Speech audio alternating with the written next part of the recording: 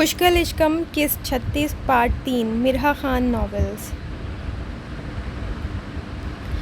کسی دن تمہاری چونچ میرے ہاتھوں ہی ٹوٹے گی۔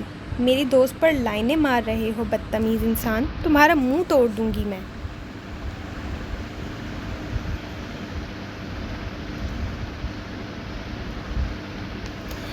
کرارا سا جواب دیتی وہ رئیس کو اپنی جانب جھکتے دیکھ کر اسے آنکھیں دکھا گئی۔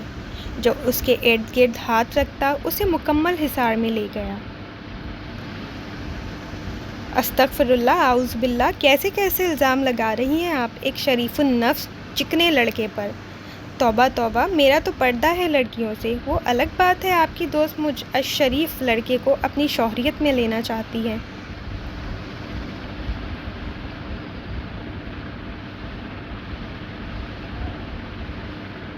اس کی بکواس پر خانم نے دانت پیسے۔ اس کا بس نہ چل رہا تھا۔ وہ اس کے سامنے ہوتا اور وہ اسے گنجا کر دیتی۔ پتہ نہیں کون سی ڈھیٹ ہڈی سے بنا تھا وہ۔ اس کی زبان تو عورتوں کے ریکارڈ توڑتی تھی۔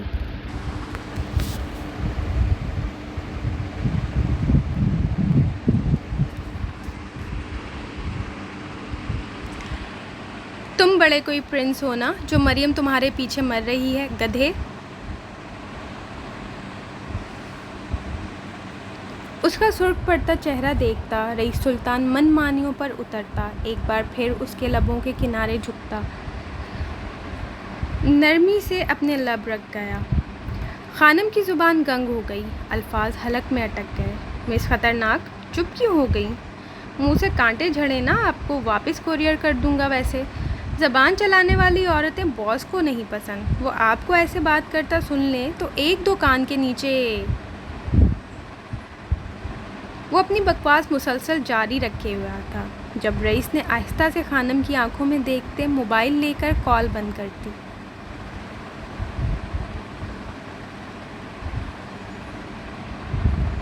کہو، تمہیں مجھ سے محبت ہے؟ اس کی گہنی پلکوں پر پھونک مارتا وہ بہکے انداز میں بولا۔ خانم نے تھوک نگلتے ارد گرد دیکھا، شکر کوئی نہیں تھا۔ قریب سلطان کے بہکے انداز اس کے ہوش ٹھکانے لگا گئے تھے۔ کیا کر رہے ہو؟ ہم شپ میں ہیں، اپنے بیڈ روم میں نہیں۔ ہاتھ بڑھا کر اس کے گال پر رکھتی وہ اس کا چہرہ دوسری جانب کر گئی۔ وہ اس کے گریز کو سمجھتا دلکشی سے ہنس پڑا۔ بطول نے فوراً اس کی طرف دیکھا۔ اس کے گال میں پڑتے ڈمپل دیکھتے اس کے دل نے ایک بیٹ مس کی۔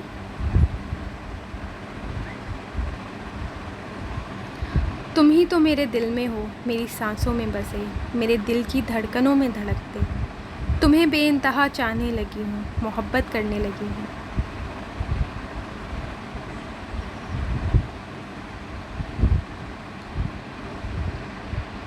ہاتھ بڑھا کر اس کے گال میں پڑتے ڈمپل کو چھوتی وہ سحر زدہ سی بولی۔ محبت پھر اسے سحر زدہ کر رہی تھی۔ جادو سر چڑھ کر بولنے لگا تھا۔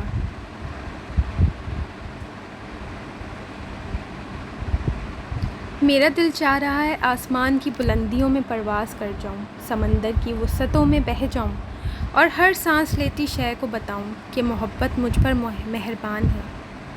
اسے باہوں میں بھر کر اور بھی قریب کرتا وہ اس کی پیشانی سے اپنی پیشانی لگا گیا۔ دونوں کی سانسیں الجھنے لگی تھیں۔ محبت دھڑکنوں کی لے پر رقص کرنے لگی تھی۔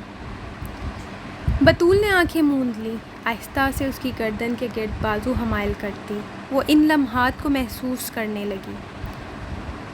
بعض لمحات محض لمحات نہیں ہوتے، حیات کا حاصل ہوتے ہیں۔ تا حیات ان لمحات میں جینے کو جی چاہتا ہے۔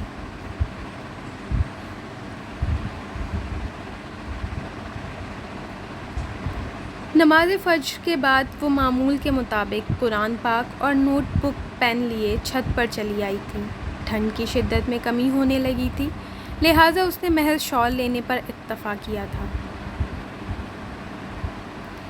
پیشانی تک اچھی طرح میرون شال لیے وہ بالوں کو اچھی طرح کور کیے، کلام پاک سینے سے لگائے چھت پر پہلے سے بچھی چارپائی پر آ بیٹھی تھی۔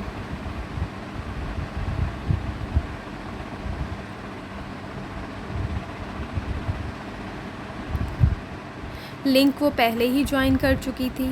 اس نے آن لائن آئی لڑکیوں کی فہرست دیکھی تو انشا بھی نظر آئی۔ وہ دل سے خوش ہوئی تھی۔ السلام علیکم۔ ڈاکٹر علیزہ بختیور کی نرم آواز سن کر اسے سکون سا رگ و پے میں سرایت کرتا محسوس ہوا تھا۔ اس نے زیر لب جواب دیا۔ مذکورہ آیات نکالتی وہ نوٹ بک پر ہیڈنگز دے رہی تھی۔ جب وہ چھت پر آتا آہستہ سے اس کے سامنے بیٹھ گیا۔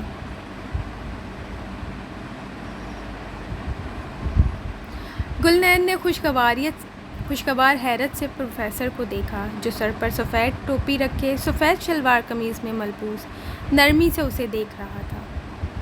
گلنین نے اسے نظروں میں سمجھاتے آواز میوٹ کر کے ساتھ لائے ایئر پوڈز لگا لیے، جس پر وہ سمجھتا سر ہلا گیا۔ وہ ڈاکٹر علیزہ کے لیے نامحرم تھا۔ وہ ہرگز گوارا نہ کرتی کہ ان جیسی باپردہ عالمہ کی آواز بھی کسی نامحرم تک رسائی حاصل کرے۔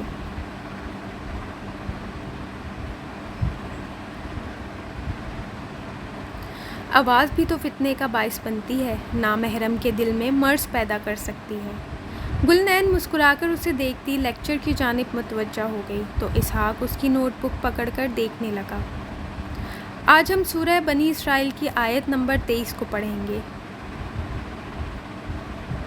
فرمایا جاتا ہے کہ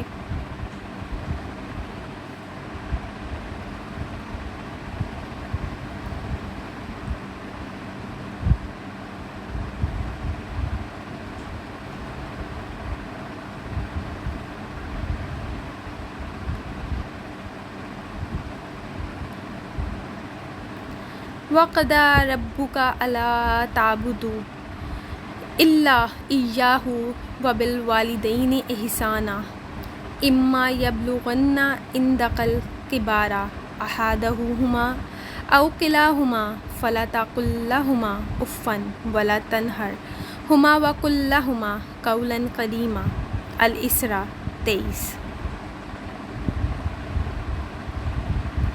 اس آیت کا ترجمہ یہ ہے کہ اور تمہارے پروردگار نے ارشاد فرمایا ہے کہ اس کے سوا کسی کی عبادت نہ کرو اور ماں باپ کے ساتھ بھلائی کرتے رہو۔ اگر ان میں سے ایک یا دونوں تمہارے سامنے بڑھاپے کو پہنچ جائیں تو ان کو اف تک نہ کہنا اور نہ انہیں جھڑکنا اور ان سے بات ادب کے ساتھ کرنا۔ اللہ اکبر۔ اس آیت میں اللہ تبارک و تعالیٰ نے اپنی عبادت کے بعد دوسرے نمبر پر والدین کے ساتھ حسن سلوک کا حکم دیا ہے، جس سے والدین کی اطاعت، ان کی خدمت اور ان کے ادب و احترام کی اہمیت واضح ہے۔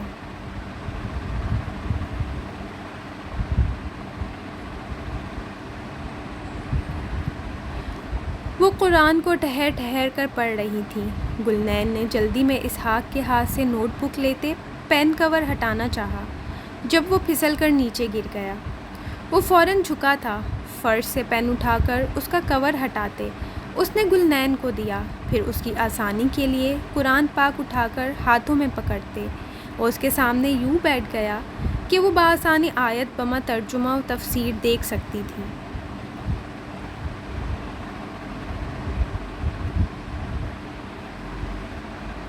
اس نے زیر لب اسے تھینک یو کہا تھا، جس پر سر کو خم دے گیا۔ اس نے ہاتھ بڑھا کر گلنین کی پیشانی سے سرکتی شال درست کی تھی۔ وہ نوٹ بک پر جھکی تیز تیز ہاتھ چلا رہی تھی تاکہ کوئی بھی لفظ وہ مس نہ کر جائے۔ ڈاکٹر علیزہ نے عادتاً نقاب سے جھانکتی آنکھوں پر ٹکے چشمے کو ٹھیک کرتے سلسلہ کلام جاری رکھا۔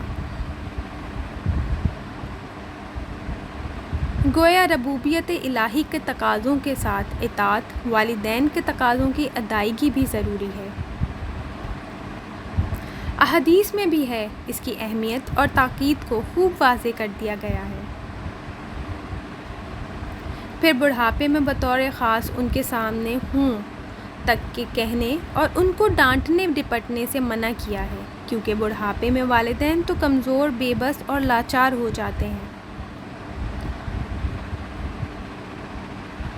جبکہ اولاد جوان وسائل معاش پر قابض و متصرف ہوتی ہے۔ علاوہ ازیں جوانی کے دیوانے جذبات اور بڑھاپے کے سرد و گرم چشیدہ تجربات میں تصادم ہوتا ہے۔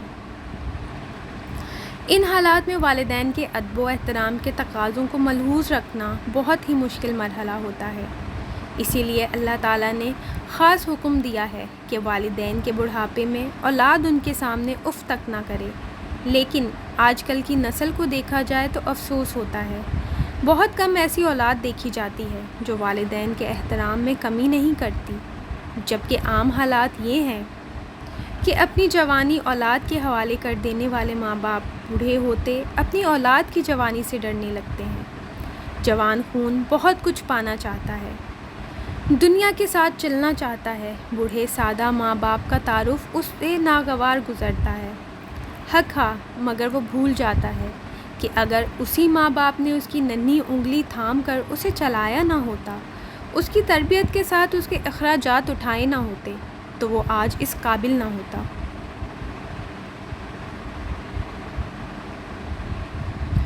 دل کو رنج پہنچتا ہے بہت۔ اللہ نے ماں باپ کے قدموں تلے جنت دی ہے اور باپ کو اس جنت کا دروازہ کہا ہے۔ تم دروازے کے بغیر جنت میں داخل نہیں ہو سکتے، اتنی عظمت دی ہے والدین کو۔ مگر کچھ بدبخت اولادیں ہوتی ہیں جو اپنی جنت اپنے ہاتھوں کو کھو دیتی ہیں۔ ان کا ہر ایک لفظ کلنین کے دل پر جا لگا تھا۔ اس کی آنکھیں نم ہوتی چھلک پڑی تھیں۔ اسے محویت سے تکتے اسحاق نے ہاتھ بڑھا کر ان نین کٹوروں سے چھلکتی نمی انگلی کی پوروں پر سمیٹ لی۔ قریب 10 منٹ بعد لیکچر اوور ہو گیا تو وہ ایئر پوڈز کانوں سے نکالتی نوٹ بک بند کرنے لگی۔ آپ کیوں رو رہی ہیں؟ وہ کلام پاک بند کر کے آنکھوں سے لگاتا نرم لہجے میں استفسار کرنے لگا، تو اس کے رکے آنسو پھر بہہ نکلے۔ مجھے ماما بابا سے ملنا ہے، آج آپ لے جائیں گے؟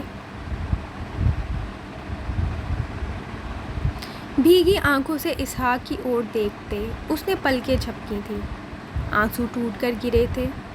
بالکل لے جاؤں گا، اس میں رونے والی کیا بات ہے؟ اٹھ کر اس کی جانب ہاتھ بڑھاتا وہ افسوس سے اس کے آنسو دیکھنے لگا تھا۔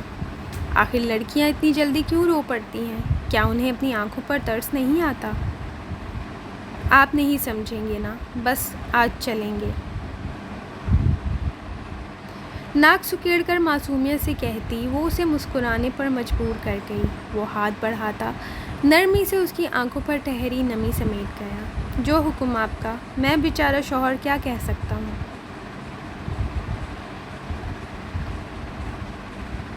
اس کا موڈ ٹھیک کرنے کو وہ ہلکے پھلکے لہجے میں کہتا، اس کے ساتھ قدم بڑھاتا سیڑھیوں کی اوڑ بڑھنے لگا۔ اب بنے نا، آپ تو ایسے کہہ رہے ہیں جیسے میں بہت ظالم بیوی ہوں۔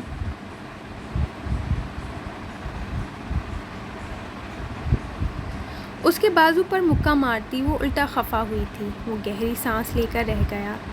بیوی کو خوش کرنا اور بیوی بھی وہ جو من پسند ہو ایک مشکل امر ہے۔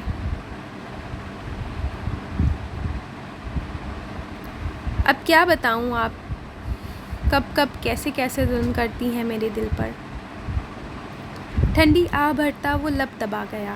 گلنین تیکھی نظروں سے اسے دیکھا، پھر اچانک ہنستی سر ہلاتی سیڑھیاں اترنے لگی۔ وہ سر جھٹک کر مسکراتا اس کے چھوڑے نقش پر اپنے قدم رکھتا جا رہا تھا۔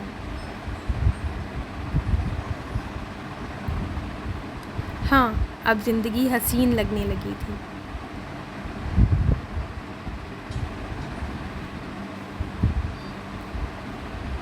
جاری ہے۔